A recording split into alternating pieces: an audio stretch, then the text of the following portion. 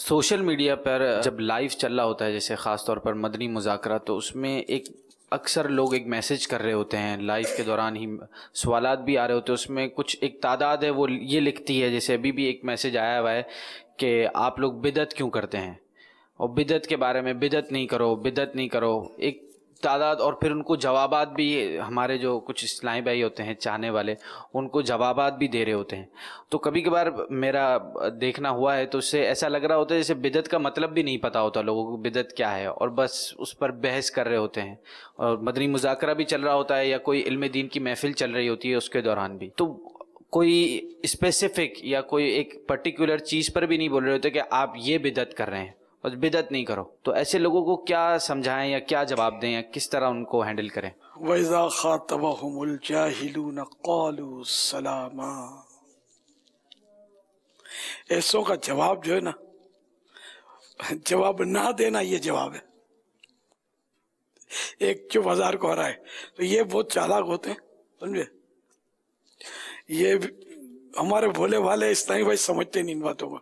یعنی جو اس طرح کا بولے نا کہ تم لوگ یہ کرتے ہو تو تم لوگ شرک کرتے ہو تو یہ حرام ہے وہ حلال ہے، اس کو توجہ بھی نہ دے، وہ اپنی سنتا رہے، کیونکہ وہ اگلے کا مقصد یہی ہوتا ہوگا کہ یہ مجھے جواب دیں گے، اتنی دیر تک یہ مدنی مذاکرے کی برکتوں سے محروم رہ جائیں گے، علم دین حاصل کرنے سے محروم رہ جائیں گے، یہ ہم کو جواب دینے میں مصروف ہو جائیں گے. تو اس لیے ان کو جواب نہ دینا یہ ان کی ناک کٹنے کا سبب ہے. لیکن ظاہر ہے کہ میں یہ بول ہی سکتا ہوں آپ لوگوں سے راہ کہاں جاتا ہے. اور کئی ایسے میرے محبت کرنے والے ایسے ہوں گے اس وقت بھی اس کو جواب دینے میں مصروف ہوں گے، میری آواز بھی نہیں سن پا رہے ہوں گے. کیا کروں یار، میں صحیح بولتا ہوں. ایسوں کو اگر آپ کو جواب نہ دینا، یہ غیبت کرتے ہو فلاں، کچھ بھی نہ بولے، یعنی کہ برا بھلا بھی نہ بولے، کچھ بھی نہ بولے، نہ کسی جڑ سے کٹ جائے گی. وہ نگران شورا کا ایک واقعہ کچھ اس طرح کا ہے کہ ان کے خلاف کسی نے کوئی وہ لکھا ہوگا کچھ، تو وہ کسی شخصیت نے ان کو بتایا کہ آپ کے بارے میں یوں یوں لکھا ہے. تو میں نے تو پڑھا نہیں، مجھے پتہ نہیں. آپ کو پتہ ہی نہیں ہے؟ نہیں میرے کو تو پتہ نہیں، میں نے تو نہیں پڑھا. تو اس پر وہ زور سے ہنسی تھی وہ شخصیت کہ تم کو اس کو پتہ چل جائے، اس کو تو غش لگ جائے. اصل مقصد تو تم کو چڑھانا تھا، تم لفٹ ہی نہیں کراتے ہو. تو اسی طرح میرے خلاف بھی کتابیں لکھی گئی، میرے خلاف پوسٹر لگائے گئے اور بہت کچھ ہوا ہے. اور میرے بارے میں یہ بھی مشہور ہو گیا تھا کہ یہ جواب نہیں دیتا ہے، یہ جواب نہیں دیتا ہے. تو یہ میرا جواب تھا ان کو کہ میں اگر ان کا رد لکھنے بیٹھوں گا تو یہ اتنے سارے جو میرے آگے پیچھے بیچارے میرے ساتھ بندھے ہوئے ہیں، ان کے لیے میں کیا کماؤں گا.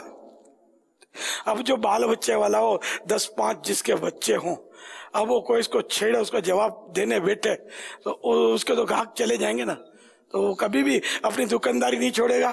اب یہ اس میں سمجھ جاؤ آپ، ایسوں کا جواب میں نے یقین مانے یہ میری ہسٹری ہے میری، ورنہ میں دعوت اسلامی کو میرے ہاتھ سے نکل جاتی. مجھے اتنا تنگ کیا گیا ہے، آپ کو کیا پتا. یعنی آپ تک تو پہنچا، میں نے رد لکھا ہی نہیں ہے. یہ میری عجیب یعنی کہ سیرت کا ایک ایسا حصہ ہے کہ اگر اس کو ہمارے دیگر علماء حضرات بھی اگر فالو کریں نا کہ ان پر جو ذاتی اعتراضات ہوں تو اس کا جواب نہ دینا، یہ تو انشاءاللہ یہ آگے نکل جائیں گے، لیڈر بن جائیں گے. لیکن بعضوں کا جواب دیتے ہیں نا، ان میں خرابیاں بڑھ جاتی ہیں اور دشمنیاں ہو جاتی ہیں. تو میں نے الحمدللہ میں نے جوابات نہیں دیے، اور اب ایسے کئی ملیں گے جو میری مخالفتیں کرتے تھے، آج دعوت اسلامی کو دعائیں دے رہے ہوں گے. ان کی اولاد ہمارے جامعۃ المدینہ میں پڑھ رہی ہوگی، اور ایسے ملے بھی ہیں مجھے جنہوں نے بہت محبت کا اظہار کیا ہے. میرا رد کرنے والے، غلط فہمیاں تھیں ان کو.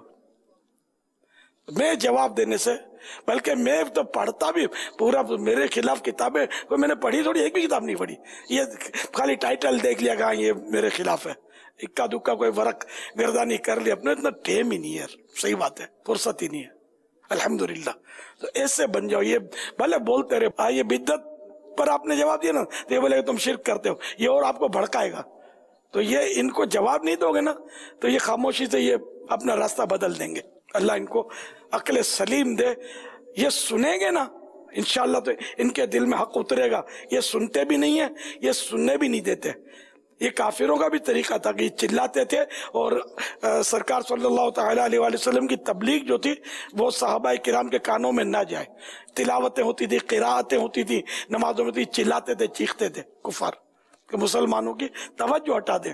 تو اب ان کے نائبین اس دور میں بھی یہ اب بھی ایسے ڈھیٹ ہوتے ہیں، یہ بھی ہنس رہے ہوں گے کہ دیکھو ہم نے اس کو بھی کام پہ لگا دیا.